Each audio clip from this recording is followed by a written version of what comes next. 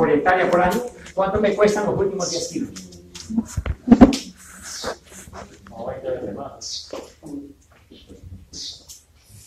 No sé.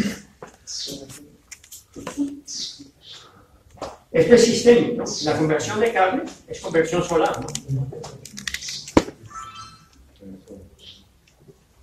O sea, no tiene que ver solamente con una vaca. ¿Por qué? Porque la vaca no come pasto, ¿no? Aquí en Uruguay dicen que la vaca come pasto. La vaca no come pasto. La vaca arranca pasto. Y la vaca no tiene 4 estómagos. Tiene uno solo de origen. Si yo le quito el rumen a una vaca, se muere de hambre, ¿no? Le nacen telarañas en el culo, ¿no? Ella necesita una capacidad de fermento y de volumen, porque si no se muere de hambre. Y ella arranca pasto para fermentarlo. Una vaca, ¿qué es la carne?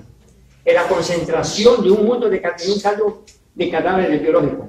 Cuando yo como 1 kilo de carne, es el resultado de cadáveres transformados en carne. Es cadáveres de microbiología. Por eso hoy los chinos se hacen carne. Miércoles, los peores tejidos los están viniendo y te los transforman en un bistec. Porque es microbiología. Cuando yo me como 1 kilo de carne, yo me estoy comiendo 1 kilo de la transformación de cadáveres de microbiología. ¿De qué? Del rumen de una vaca. Entonces, el rumen de una vaca es el medio donde se multiplican los microorganismos, los cuales se van a transformar en cadáveres, los cuales se transforman en proteínas asimilables por el ganado. Entonces, una vaca no come pasto. Una vaca arranca pasto para nutrir su microbiología, para que esa microbiología transforme toda esa energía, se multipliquen, formen un caldo proteico, y ese caldo proteico entonces pasa por el retículo, después por el maso, y asimilación y transformación y retroalimentación. Eso es una vaca como funciona. Y que dependiendo de lo que coma esa vaca, su mayor o menor eficiencia, va a producir más o menos metano. Y entre más grano le dé, entonces quien produce el metano con el ganado es el modelo de la nutrición de la vaca con granos. Porque las vacas en Uruguay no tienen plumas ni pico. ¿Ustedes ya se imaginan una vaca con pico y con plumas? Entonces, si una vaca no tiene plumas y no tiene pico es porque no come grano. ¿Quién inventó el grano? De Nietzsche. ¿Desde cuándo una vaca come grano, pendejo? Pero no hay problema, porque esa vaca va a tener problemas con los granos. Pero tenemos un veterinario entrenado para recomendar el control de acidosis. Para que ella aprenda a comer almidón, que ella no conoce la fruta del almidón. Por lo tanto, entonces tiene una disfunción ruminal. Al tener una disfunción ruminal, va a producir más metano. Entonces, lo que produce más metano es la disfunción ruminal que tiene la vaca a partir de lo que come. El problema no es el metano de la vaca, es lo que la es. Porque cuando una vaca come pasto, sus relaciones de formación de metano son otras. Ningún animal produce para autoeliminarse, nada más. Entonces mi pregunta es, para los ganaderos y los productores de leche, es esa pregunta. Aquí también hay camperos, pero son productores de leche, ¿no? Una especie de extinción, ¿verdad? Sí. Está raro, Entonces, mire.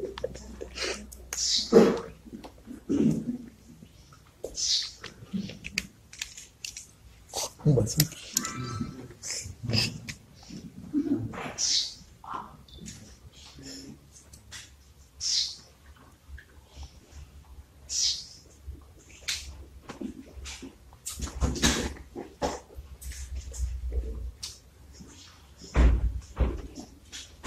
Esto es una vaca que come pasto y produce leche con pasto. Entonces, hay la posibilidad de que mi vaso sea más rentable. Lógico. Ahora llegaron los negociantes, los veterinarios, los capagatos. ¿No? ¿Sí? Los capagatos. ¿No? Capagatos, ¿sí? Sí, hoy un veterinario es capagato. De capaz de cortar los huevos.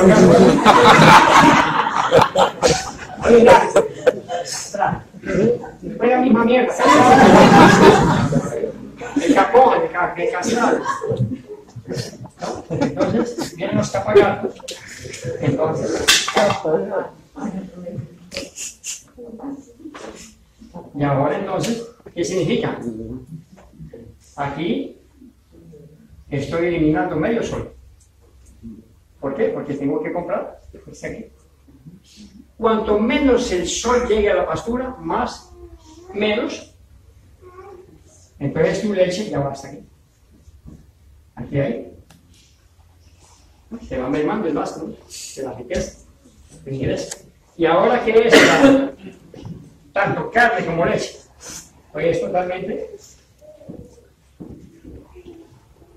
Entonces aquí el sol se apagó. Aquí el sol me ilumina.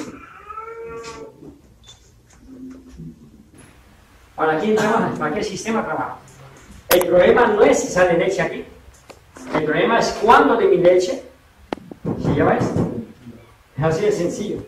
Y aquí viene entonces la discusión social del sol. El sol, el mal de quién. El sol hoy está industrializado y privatizado. Tu leche es sol, pero ese sol tú no tienes acceso. Entonces, ¿quién tiene el de sol? La industria. Por lo tanto, una sola nación en estos momentos tiene 48% de la energía solar privatizada, ¿sabía? El sol, tú lo ves, pero no te pertenece. ¿Sabía que un solo país tiene la mano metida en la privatización de 48% del sol? Solo un país, el dueño de 48% del sol. ¿Sabías de eso? ¿Qué comiste hoy en la mañana? Sí, comiste huevos, torta, ¿qué más? ¿Y qué tenía la torta? Papa, ¿qué más tenía? Huevos, tenía leche, tenía esto, comiste yogur, comiste mantequilla, cajeta, dulce de leche, un pedacito de queso que te habían dejado y todo eso. Todo eso que te metiste hoy en el plato, ¿cuántos rayos solares hay ahí? Si yo quito el sol, ¿eso se llena el plato? No. Tu desayuno fue solar. Para que eso esté en el plato es necesario unidades de sol transformadas en fotosíntesis. Tú hiciste fotosíntesis, tú no lo haces. Si tú sientes hambre ahora, te bajas los pantalones del culo contra el sol, no vas a fotosíntesis. Comprobado científicamente. Si quieres insistir, vamos a ver si hace fotosíntesis. Bájese los pantalones, coloque el culo para el sol y usted no hace fotosíntesis. Por lo tanto, usted tiene que comprar rayos solares transformados en comida. Sin sol el plato no se llena. Nosotros comemos sol. Estados Unidos es el país que tiene la mano metida en 48% del mercado mundial de la fotosíntesis. Por lo tanto, es dueño del 48% del sol. Estados Unidos tiene la mano metida en 48% de la fotosíntesis en el mundo. Alimentos, trafica alimentos. ¿Y qué trafica? Pues sol. Todo lo que vende alimentos es sol. Pero él es dueño del 48% del sol transformado en fotosíntesis. Cabrones. Yo sin sol no como. Yo como sol. Necesito sol. Y es el sol, esos cabrones tienen la mano metida en 48% de la economía de la fotosíntesis. Hasta un coño iba a pensar que los rayos solares ya están privatizados. Y es esto. Por lo tanto, esto es una ganadería antisocial. ¿Qué es lo más social? El sol. Esto es una ganadería social. Este es un kilo de carne social.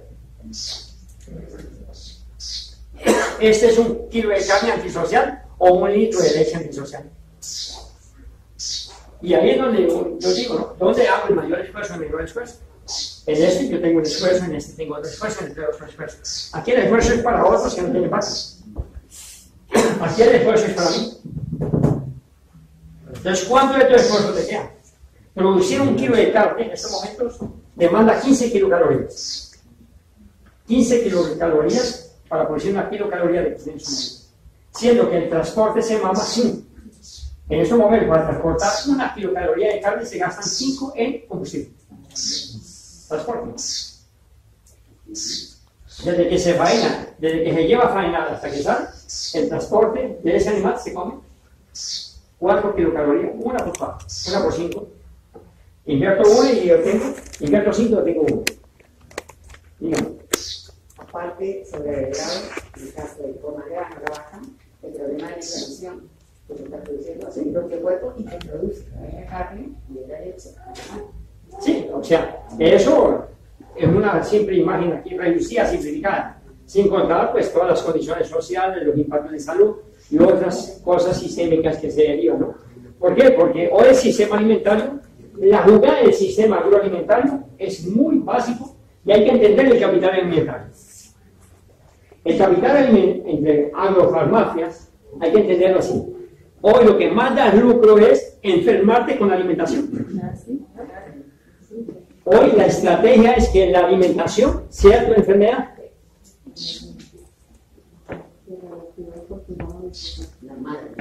¿Ah? ¿El postulado de quién? Hablé con él ayer antes de venir. Esta mujer medio bruja, estaba leyendo el pensamiento. Yo ayer hablé con Hipócrates. Lo levanté, estaba un poco lleno de araña, un poco mugroso. Lo limpié y digo, ¿cómo estás, Hipócrates? Digo, ¿qué querés?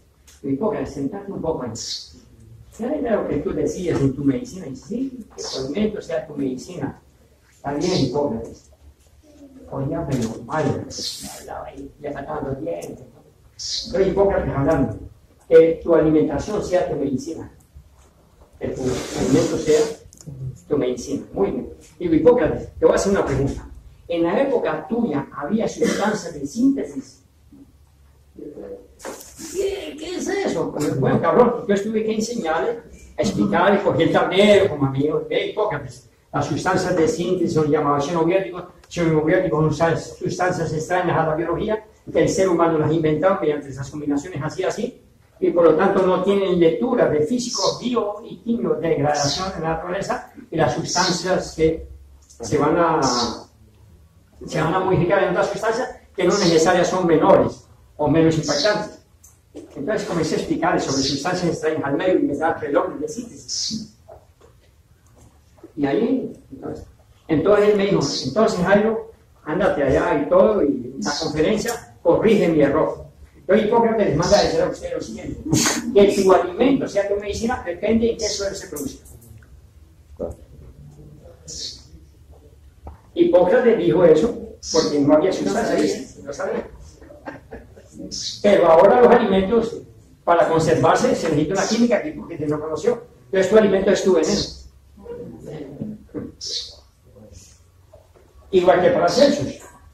Paracelsus inventó una frase fantástica que la industria los agrónomos la usan hasta hoy. Son tan imbéciles que ni siquiera conocen el texto y el contexto de Paracelsus. Paracelsus, bueno, comenzando que él era frustrado, que tenía 4 nombres bien feos. Philippus Aurelius Bombastus Theophrastus de Hohenheim. Philippus Aurelius Bombastus Theophrastus de Hohenheim. La mamá no lo quería. No lo quería, ¿no? Claro, Filipo. Y entonces él elimina, no lo quería. No lo quería para nada. No quería, no se quería. Él se cambia el nombre. En esa época, de finales de 1400, Paracelsus conoce las remisiones de un grande médico italiano y se llamaba Celsus. Un galeno italiano fantástico llamaba Celsus. Y este se coloca Paracelsus. Porque dice, para significa superior, que yo lo tengo que superar, o sea, para ser mire, el ego es el piso. Entonces, para ser, se mete en el laboratorio a inventar la alquimia, muchas cosas y todo, y él llega a una bonita conclusión en 1400, pasando hacia el siglo XVI, 1500. ¿Qué dice Paracelsus? Paracelsus llega a la siguiente conclusión: todas las sustancias en la naturaleza son tóxicas, depende de la cantidad que esto consuma. En 1500, Paracelsus tenía razón. ¿Por qué? Porque toda la química que estudió Paracelsus era química de la naturaleza. Por ejemplo, Paracelsus dice lo siguiente: si tú te comes 3 kilos de azúcar, te mueres. Claro, sí, ahora tú no eres pendejo para comerte 3 kilos de azúcar. Pero supongamos que te comes 3 kilos de azúcar. Paracelsus decía: si te tomas 15 litros de agua, te mueres ahogado. Claro. Entonces, él hace la parte de la toxicología cuántica. Y nuevamente Paracelsus no conoció síntesis. Pero la industria, ahí están los agrónomos diciendo que el problema de los venenos es la cantidad y el mal uso. No, el problema del veneno es el uso. No hay el buen uso de un veneno. Es el uso de veneno que mata. No depende, no hay una arma bien usada. Entonces, Paracelsus dice, lo que mata es la cantidad, pero no conoció síntesis. O sea, no conoció fosforados, hidrocarbonatos, clorados, no conoció eso. Entonces tiene que reformular Bien, nosotros. Entonces, la toxicología hoy en día no es cuántica. La toxicología hoy en día es cualitativa. ¿Y qué es una toxicología cualitativa? Es que todos los elementos que coloquen en riesgo de la salud se deben eliminar. Así de sencillo. Entonces, la propuesta de la agricultura orgánica es eliminar todos los elementos de riesgo que coloquen en riesgo la salud, tanto del ser humano, en el campo, como del consumidor, como de su entorno. Eso es la propuesta de la agricultura orgánica. Eliminar al máximo todos los factores de riesgo, tanto para el medio como para las personas que están en ese medio, ya sea consumidores o productores. Eso es la propuesta de la agricultura orgánica. Eliminación de todas las sustancias extrañas a la vida. Por lo tanto, los venenos no caben allí. Ese es el primer principio básico de la agricultura orgánica. Un principio básico, eliminar todos los factores que coloquen en riesgo la vida. Sencillo. Segundo principio, maximizar los recursos al interior de la propiedad. Tercero, buscar al máximo la independencia de factores externos. Cuarto, buscar al máximo el mínimo de distancia para colocar mis alimentos. Quinto, transformar al máximo, incorporador de valor agregado y de forma circular. Entonces podemos tener los principios de la agricultura orgánica. ¿Cómo eran las economías antiguamente, antes de existir las apestosas ciudades de Montevideo, Bogotá, Brasil, todo eso? Las ciudades apestan.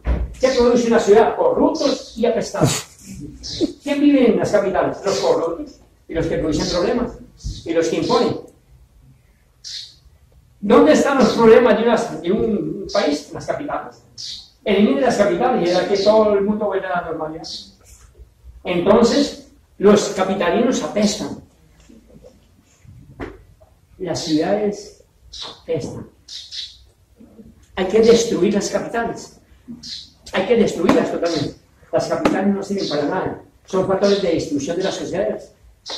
Donde están todos los apestados. ¿Qué produce una ciudad? Nada. La palabra cultura, el origen del campo, inclusive en portugués se conserva la palabra. En portugués no es cultivo. En portugués es cultura del maíz, cultura del frijol, cultura de esto. Toda la palabra portuguesa conserva el origen de la palabra agricultura, la cultura del ser en la tierra, la cual derive el artesano. ¿Cuál es en la ciudad no inventa nada, las ciudades son asquerosos, son parásitos, son enfermos, son burocratas, son corruptos, son laderas. No hay caso de Montevideo. No apesta, huelen a mierda la ciudad, no hay diablo. Yo sé que ustedes viven en Montevideo, no hay problema. Entonces las ciudades no son viables. El mejor sueño que he tenido en mis últimas épocas es un sueño muy bello. Fue viendo caer edificios de una capital. Se caían edificios y yo, sí, y yo veía los edificios caer. Y mira lo que es estar uno colindado con la vida. Y venía la onda del terremoto y la tierra me decía, Jairo, salta porque ahí voy. Y la tierra me avisaba y yo saltaba y la onda pasaba y me despierto y mi esposa me estaba reteniendo en la cama y está saltando. ¿Qué te pasa? Es un sueño fantástico, me acuerdo de los colores y todo. Cuando pasa todo, me queda una calle sexta en un municipio donde yo viví, llena de lodo, llena de cadáveres, entonces yo cojo y todo eso, y digo, este lodo lo voy a convertir en mi tierra fértil. Y monté una huerta en esa calle llena de lodo, y todo eso lo organizé. Era bellísimo, y florece una huerta en esa calle llena de lodo. Y así terminé, fue fantástico. ¿Cómo me gustaría repetir ese sueño? Y que se hiciera realidad. Imagínate.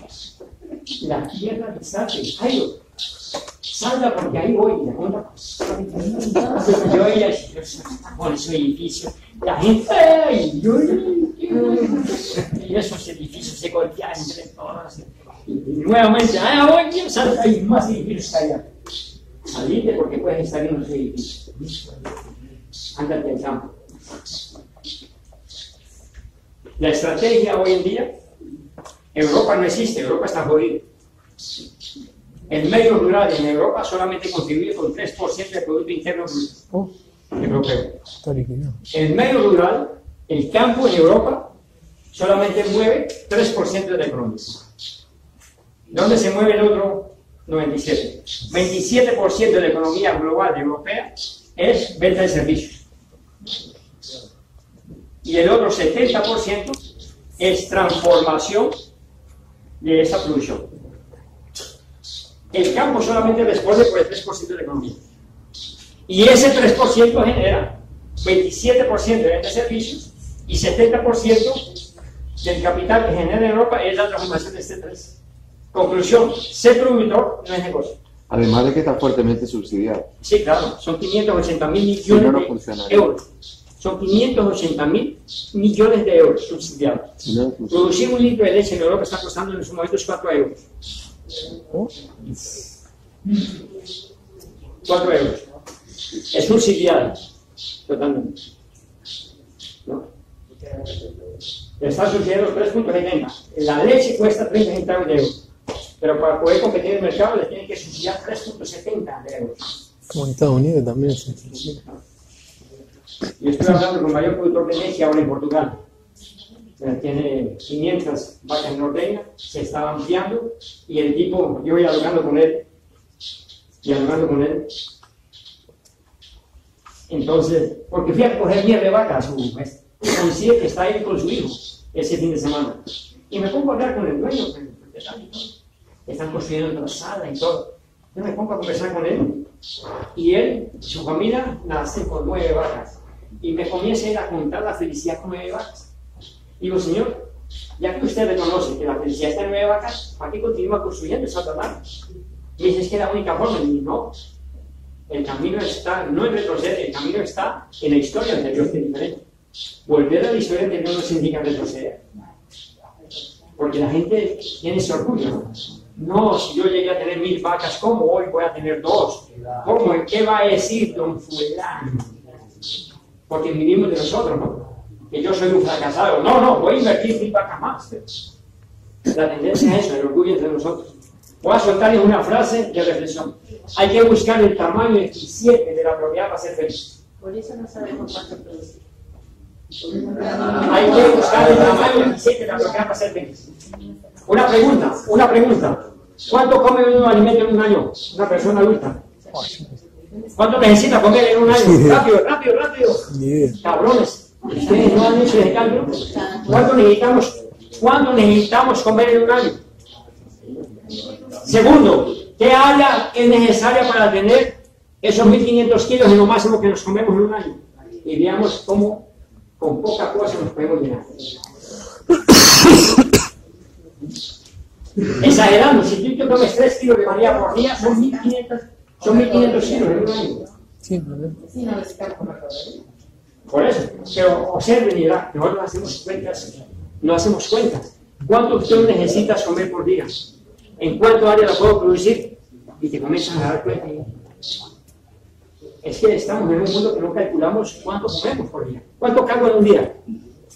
¿Ha llegado a pesar la mierda? No. Bueno, ahora no me ha dado cuenta. ¿No ha llegado a pesar la mierda? Una buenísima competencia con unos amigos. Y a uno le echábamos, ¿no? Y vino a la cinta. 400, 300. Había comido mucha carne.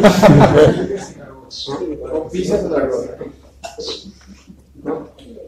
Entonces, esas son las ideas. Observen. Entonces, hay que buscar el tamaño eficiente de la propiedad para ser feliz. La felicidad no está en el tamaño, la felicidad está en tener eficiencia en lo poco que puedo tener. Vale la pena leer el librito de Schumacher que se llama Lo pequeño es hermoso. Es un clásico de la economía de la década de 70. Es el economista, clásico de la economía clásica. Pero él termina siendo agricultor orgánico y escribe un libro y se llama Lo pequeño es hermoso. Fritz, todo alemán se llama Francisco Fritz. Schumacher como de Fórmula 1, pero era inglés. Schumacher. F-R-I-Z-T, Fritz Schumacher. Muy bien. Lo pequeño es hermoso es un libro bien interesante dentro de la economía. Y él es clásico. Hoy en la economía se estudia Fritz Schumacher, dentro de los clásicos, ¿no? Lo pequeño es hermoso. Muy bien. Pregunta. Entonces, aquí les queda de interrogarse, ¿no? ¿Dónde yo tengo que hacer más eso para obtener? Entonces, mucha gente le vende el paseo de que vamos a aumentar 4 litros de leche por vaca y produce 8, que vamos a levantar a 12. La pregunta es, de los 8, ¿cuánto va a subsidiar de los 4? Porque la gente divide por 12. está mal hecha la cuenta. Siempre los primeros van a subsidiar los últimos, siempre. Entonces, cuanto más tú tienes que hacer sobreesfuerzo, más caro es. ¿Por qué es más caro? Una pregunta, ¿qué es productividad? ¿Qué es productividad?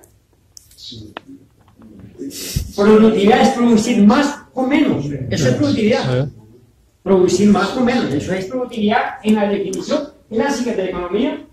Productividad es producir más o menos. Eso es clásico de la economía. Es un principio básico de la economía. Producir más o menos es productividad.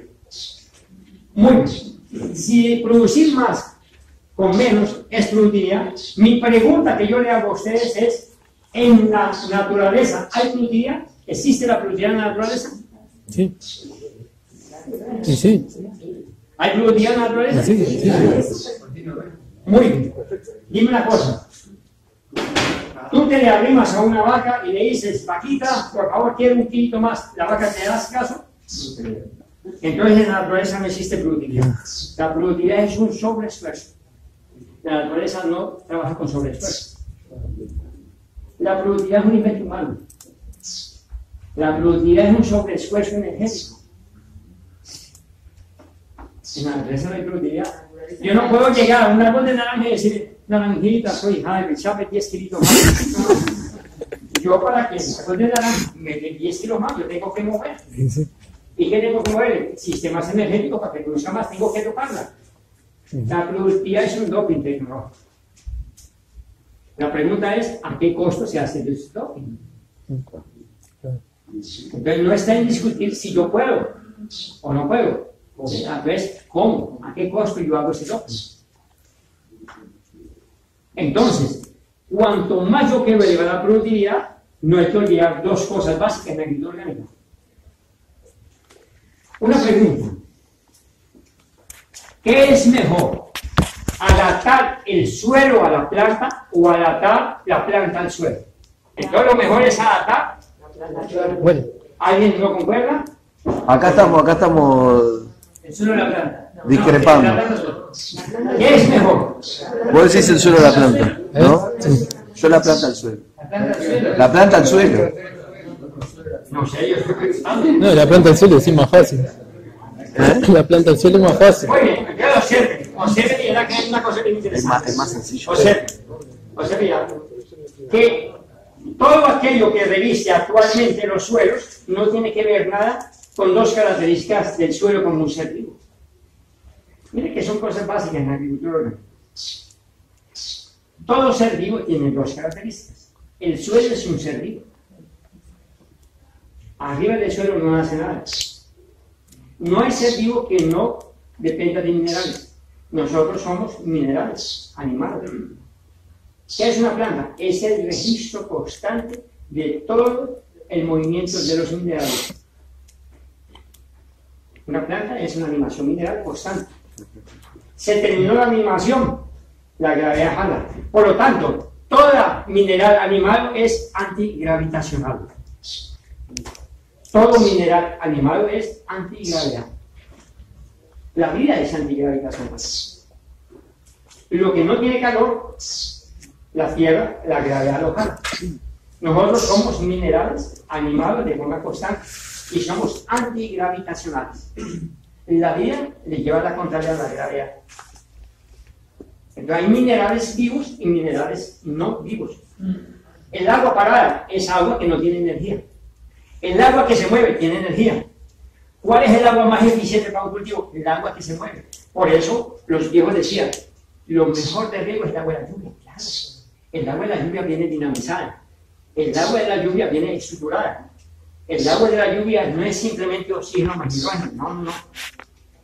El agua estructurada es diferente del hidrógeno y el oxígeno. Son cosas diferentes. Y si viene atravesada por la creciente y la luna llena, esa agua tiene más energía. Ahora estamos hacia creciente. Pero ahora, esta época de lluvia son las mejores aguas para los cultivos. Se nota, ¿no? Como se ve. Y todo se pone verde sin ningún agrónomo pasar y colocar urea. Y todo se vuelve verde. Y no es necesario un agrónomo. Porque los agrónomos creen que si no me color verde es urea.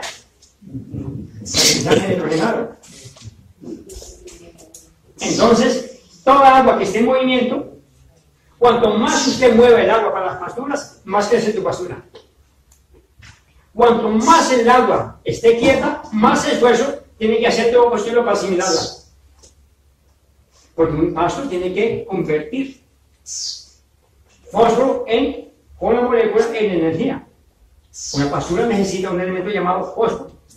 Y la mayor asimilación de fósforo se da con agua estructurada. Vamos a decir que vamos a hablar de ustedes sobre agua estructurada. Una cosita, cómo dinamizar el agua. Al agua hay que inyectarle movimiento. Cuanto más se mueve el agua, más la planta la asimila. Cuanto menos se mueve el agua, menos la planta la asimila. ¿Y las aguas subterráneas? Están en movimiento. Están en movimiento. Pero esa agua no vale la pena almacenarla. Tienes que colocar en movimiento. Entonces, cuando las succión las colocan en movimiento. El mejor movimiento, bueno, ahí le voy a mostrar un sistema de movimiento que se puede hacer. Se llaman los vórtices con cantos rodados. Y hay tubos para aumentar vórtices y velocidad del agua. ¿No? El agua vale por la estructura, no vale por sus componentes. Esta sala vale por la estructura. Porque si no tiene estructura, serían estos materiales amontonados. Y estos materiales amontonados no valen. Lo que vale es que esto tiene un valor agregado, la estructura. Así es el agua, tiene una estructura. Muy bien. Entonces, necesitamos parar 15 minutos para que la gente recargue.